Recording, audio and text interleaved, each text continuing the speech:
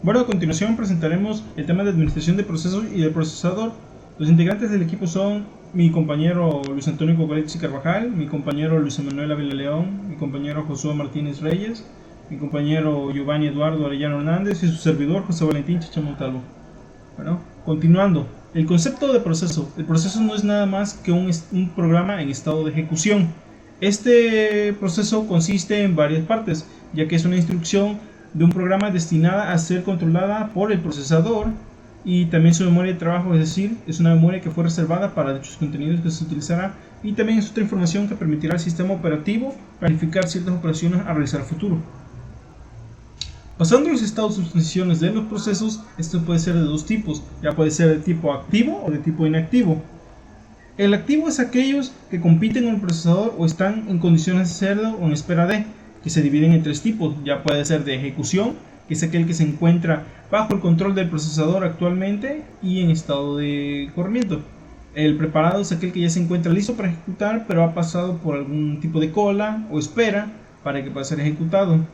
Y el bloqueado, que es aquel que fue detenido temporalmente debido a que siempre es por alguna falta de algún tipo de dato de tipo de entrada o salida.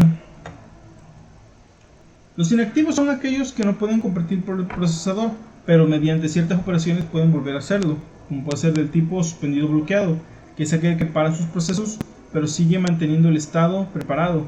Y el suspendido programado es aquel que fue suspendido pero no se tienen las causas de su suspensión.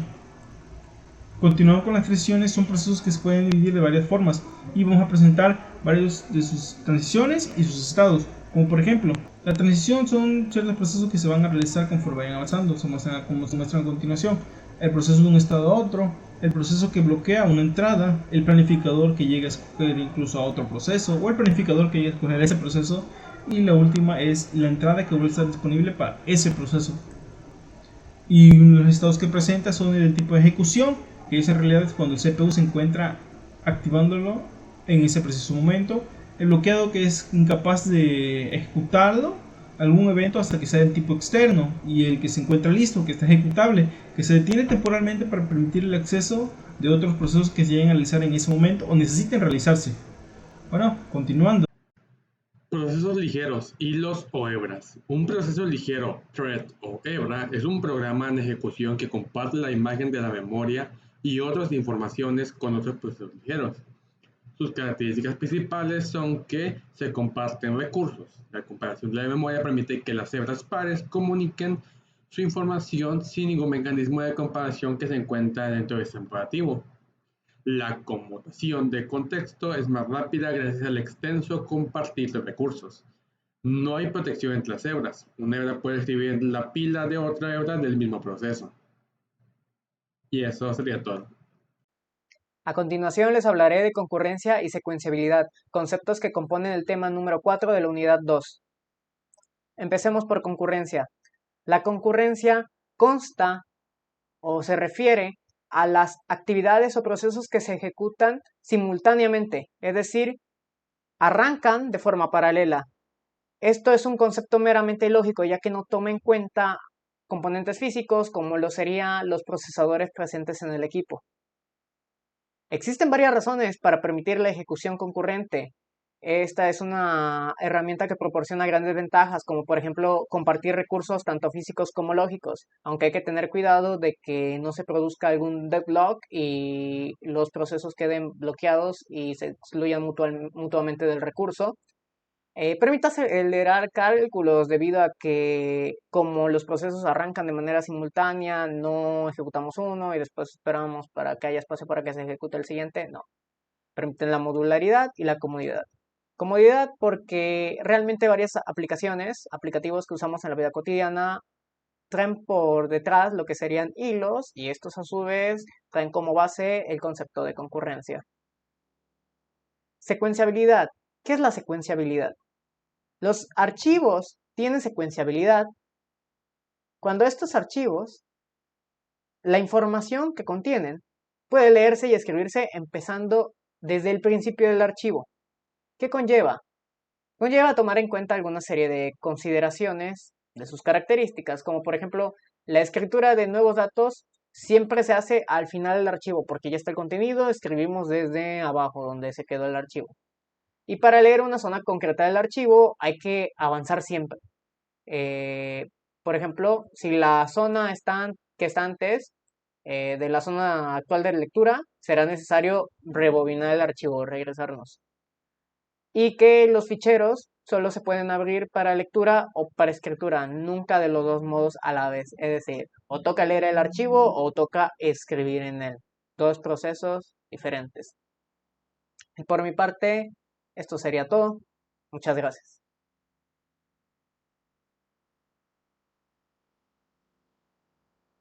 Parte de la unidad 2 está el subtema 2.5, que son los niveles, objetivos y criterios de planificación. Vamos a empezar por la planificación a largo plazo. Este planificador está presente en algunos sistemas que admiten, además de procesos interactivos, trabajos por lotes. Usualmente se les asigna una prioridad baja a los trabajos por lotes, utilizándose estos para mantener ocupados a los recursos del sistema durante periodos de baja actividad de los procesos interactivos. Después está la planificación a medio plazo. El planificador a medio plazo es el encargado de regir las transiciones de procesos entre memoria principal y secundaria. Actúa intentando maximizar la utilización de los recursos, por ejemplo, transfiriendo siempre a memoria secundaria procesos bloqueados o transfiriendo la memoria principal a procesos bloqueados únicamente por no tener memoria. Después está la planificación a corto plazo y existen sistemas con y sin expulsión. ¿Y a qué se refiere esto? Bueno, sin expulsión es un proceso que conserva el uso del procesador mientras lo desee, es decir, mientras no solicite del sistema operativo un servicio que lo bloquee. Y después está el que es con expulsión, que es cuando el sistema operativo puede desalojar a un proceso del uso del procesador sin que el proceso se lo haya solicitado. ¿Y cuáles son los objetivos y criterios de la planificación? Bueno, los objetivos del planificador se resumen en 4 puntos, que son el reparto equitativo del tiempo del procesador, eficiencia en el uso del procesador, menor tiempo de respuesta en un uso interactivo y cumplir plazos de ejecución de los sistemas de tiempo real.